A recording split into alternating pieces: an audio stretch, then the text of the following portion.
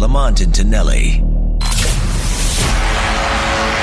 Now, it's the Kyle Shanahan Show, sponsored by 21st Amendment Brewery. Time to try 21st Amendment's Hell or High Mango, brewed with real mangoes. And by the Contra Costa County Office of the Sheriff. Visit cocosheriff.org to learn more about a career in public safety.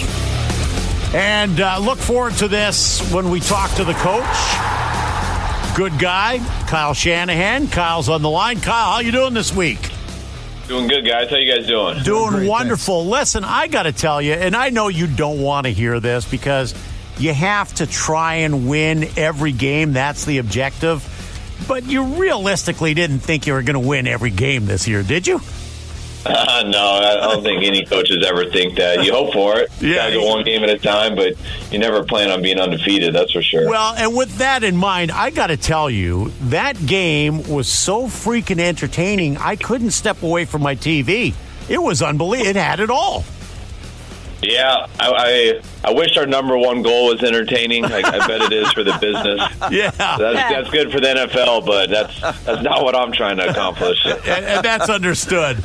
So here you are 2-1, and it's just crazy that this game this weekend is so freaking important because, I mean, it makes a difference of being one game out of first or last place in the division. It's crazy, isn't it? Yeah, it is. I mean, we got a real good division, so I know it looks – I mean, I know that's why everyone feels that way. Yeah. I try not to get too caught up with that stuff early on in the season because regardless how it plays out, I mean, you know, most coaches, you look at a 16-game season and it's always, all right, if you look at the history of the NFL, you win 10, you get in. Yeah. You know, and I'd say that's about 95% of the time. Now we got 17 games this year, so I don't know if that stat is exactly accurate. So I guess you look at about 11, as I would say. But so you try to look at it one game at a time, and you know at the end, if you can get in those double-digit win columns, then most likely you're going to get into the tournament, which is the playoffs, and that's the goal of every team. And you try to get it set up the season so you can get in the playoffs, and you get in the playoffs, and then you know what the next goal is. Yeah. So and now you're looking to Seattle this Sunday, and it's a 105 start at Levi's, by the way. And even looking back at the Green Bay game, the running game is kind of in kind of a tough situation right now with all the injuries you've had. Yeah, we haven't had very good luck here in the first 3 weeks with our injuries.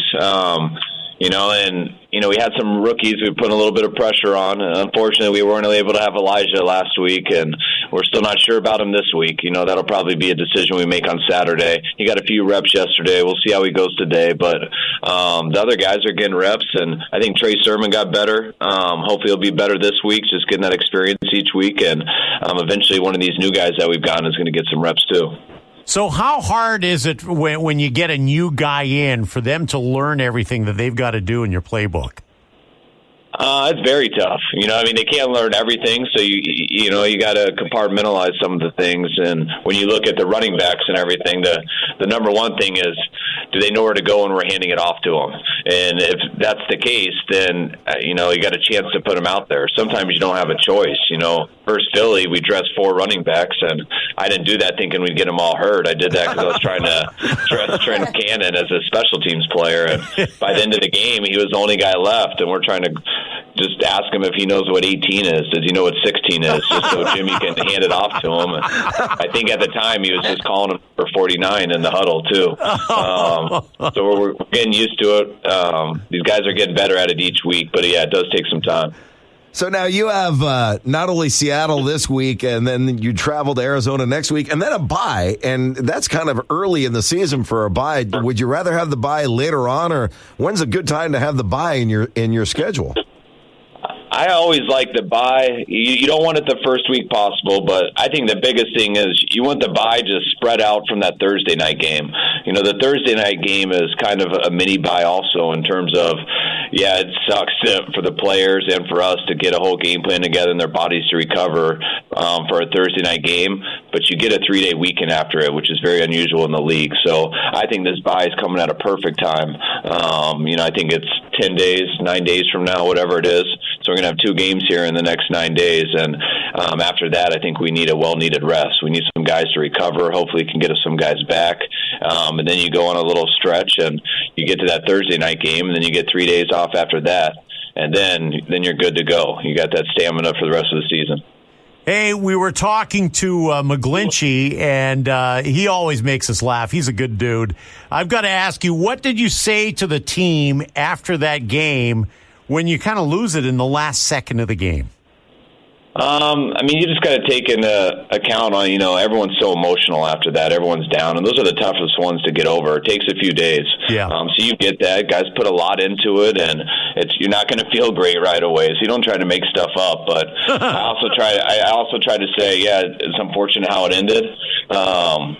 But you can't just dwell on the exact ending of the game. It's about all the stuff that lead up to it. And when we get back to work on Monday, we got to look into what happened in the first quarter, the second quarter, the third quarter. Yeah. I think we had a chance to not let it get to that point. And then when it does get to that point, how do we make sure we fix that and not let it happen again? And guys, go home. I know you're going to be a little down, but we're going to come in tomorrow, and it's going to be tough. We're going to go through all this, but we're going to knock this out. And by the time we come in Wednesday, there's one really good way to get over it, and that's facing Seattle the next week and getting a win. All right. Hey, Coach, good luck this weekend. Always enjoy talking to you. All right, guys. Appreciate it, man. Take care. All right. Thanks, Coach. The great Kyle Shanahan, and just a real down-to-earth guy, huh, Shasta? He really is. Yeah. I mean, he just, chats like it's no big deal. We've had coaches in the past that have been a little bit more reserved. Is that a good way to put it? We've had coaches who hate talking to us. Exactly. Well, I was trying to. He kind of keeps things in perspective. Exactly. He does. He keeps it real. Lamont and Tonelli.